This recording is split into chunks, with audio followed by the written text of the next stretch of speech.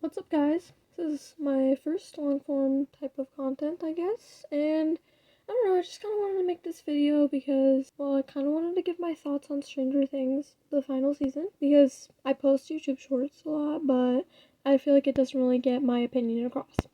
So I just wanted to share, like, where I stand, where I see and I view season 5, because there's good things about it, but there's also not good things about it. I'm pretty sure the bad things outweigh the good things. But it's still my favorite show ever because of all of the other seasons previously, and I love it. I'm also rewatching, like, the previous seasons, and it just made me realize how anticlimactic season 5 is. So, that's one point. But also, I just wanted to talk about it as a whole. So, I think Volume 1 was incredibly made. Season 5, Episode 4 might actually be my favorite episode of all time, like of the entire show, because it was so beautiful and I loved the ending so much. If the show had ended there, I would have been happy, but it didn't. Which kind of explains a lot. I also really liked like the whole Steve and Dustin duo. I think that was really beautifully done. I loved the Robin and Will duo. That was so beautiful. I love that so much. I love how she became his like mentor. It was really well done. I love that. Most of that again happened in volume 1, but that's okay. Volume 2 felt really anticlimactic for some reason. I don't know if it's because it was released in separate parts and maybe that's why it felt like that. So, next I'm moving on to like major plot holes, I guess. Just big things that the Duff brothers obviously didn't consider whenever they were writing the show, even though while watching the documentary you can see that people, like other people in the writer's room, brought up these problems and they completely ignored them. You know, why would I expect any better from writers who use ChatGPT? So yeah, so some major plot holes with the Demogorgons and the Demobats in the Abyss. There was none. The pregnant women, we all forgot about those. The military, forgot about those people too. They just kind of left. Also the fact that Henry Creel, like, went to school with Joyce and Hopper, and apparently their whole realization for that happened off screen. Oh, and also another thing that happened off screen, Will's pain. Like, they just kind of forgot to put it in there, you know. Good old Duffers. They were always just, you know, leaving things off screen. That's not really how you write a show, but whatever. It's fine, I guess. So there's that. I think it would have been a lot better if they had actually included Will's being in pain, because I think it would have shown how much that character's gone through already, how much he's still going through. They never really wrapped up that whole connection with him and Henry or Vecna or the Mind Flayer. They never really wrapped up any of that, actually. We can also talk about how Mike got basically lobotomized in season 5, volume 2, volume 3, dare I say volume 1. He was better in volume 1. I really loved Mike talking to Holly about, like, or Mike the Brave, Holly the Heroic. Loved that. That was so cute, and I think it was one of his best scenes this season. It was so beautiful.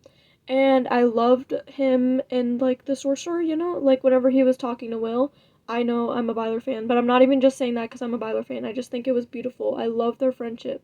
Even with just them being friends. I think it's a beautiful bond. But that's not all. I also loved him being like the leader of the party again, because I think he really needed that role. I don't like what they did with him in season 3 and season 4, especially since it's not even had internal homophobia. Because if he had like internal homophobia, that would have explained everything. Another plot hole, I guess. But he didn't, because they actually decided to not make Byler canon. That's another point. Anyway, so yeah, they completely got rid of his character in volume 2 and volume 3. I don't know what happened to him, but he was gone. I didn't see Mike the leader. I didn't see Mike the brave. I didn't see Mike the heart. I saw Mike the lobotomized minion who was doing nothing but standing there like a brick wall, like the entire time. I guess the only really good thing that I did like about like Mike in volume 3 and volume 2 was whenever he was like still joking around with Max. I think their relationship is really cute, and I think they're really good, like, platonic friends, obviously. But I didn't like his ending, and I definitely did not like that whole scene with 11. They don't have any chemistry. Dare I say that kiss was actually I physically cringed. I was dying. That was really hard to watch, especially since they had literally broken down their relationship since season 3.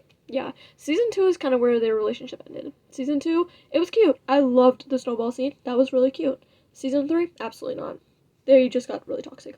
But Malevolent is a discussion for another day, and I'm not hating on anybody who ships Malevolent. Don't worry, I literally love you guys. You guys can have your own opinions. I promise I'm not hating on you. But I just disagree. That's okay.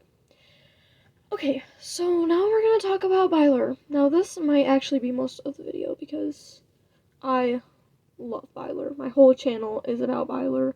If it's not about Byler, it's about Mike and Will, and I literally love them with my whole soul, my whole heart and soul. And I think they have amazing chemistry, and they had an amazing friendship that got ripped away from them because the Duffers were cowards, and they were scared that they were gonna lose views, which I think is pretty crappy, and I disagree with them on so many things, but whatever.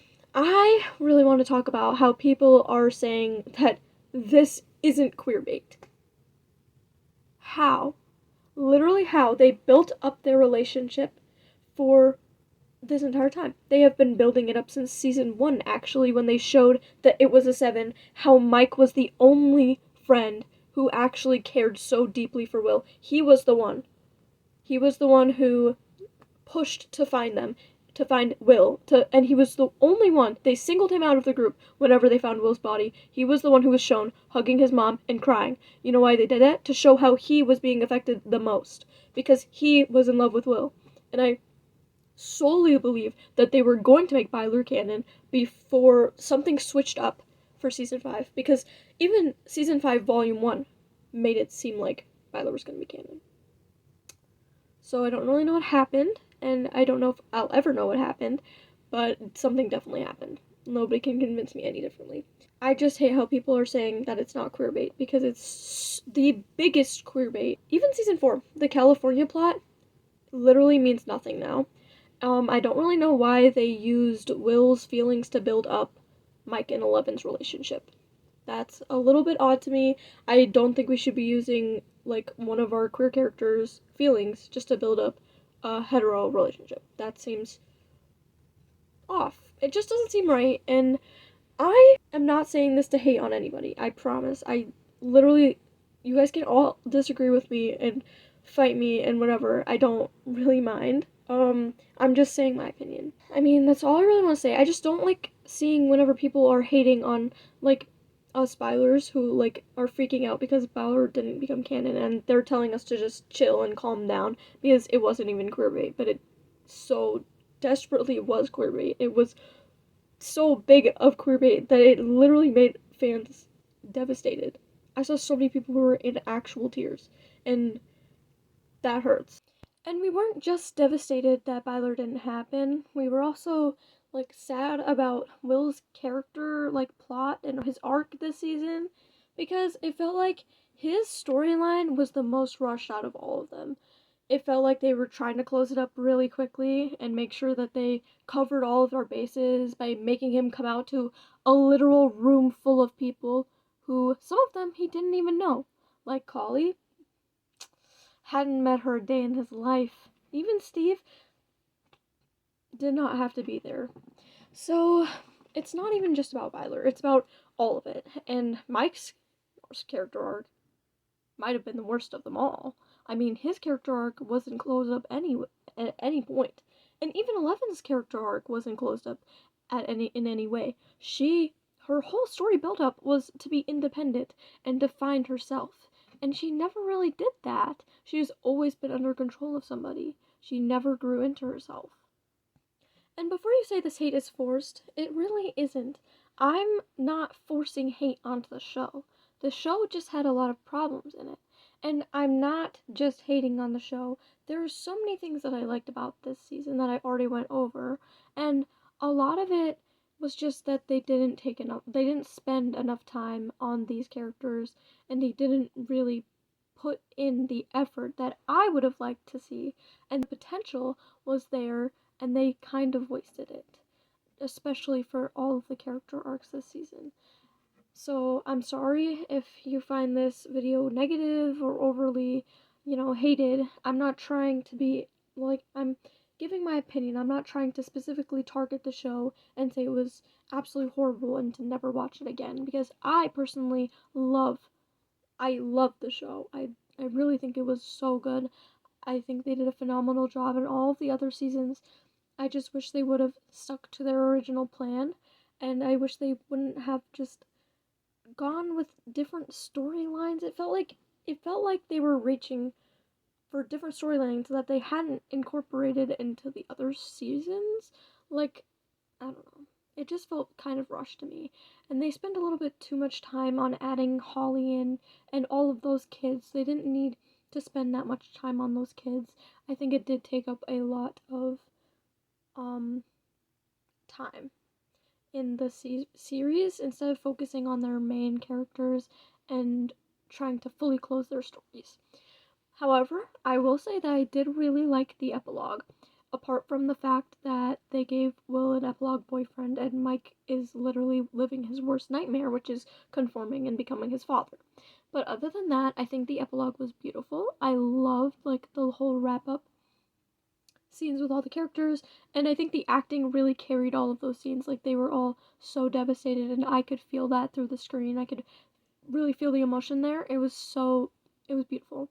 When they were putting their binders back, I think that was also a beautiful scene. I think it really shows like just how much they are losing their childhood at this moment, and just how they are saying goodbye, and it's going to be hard, but it's going to be okay.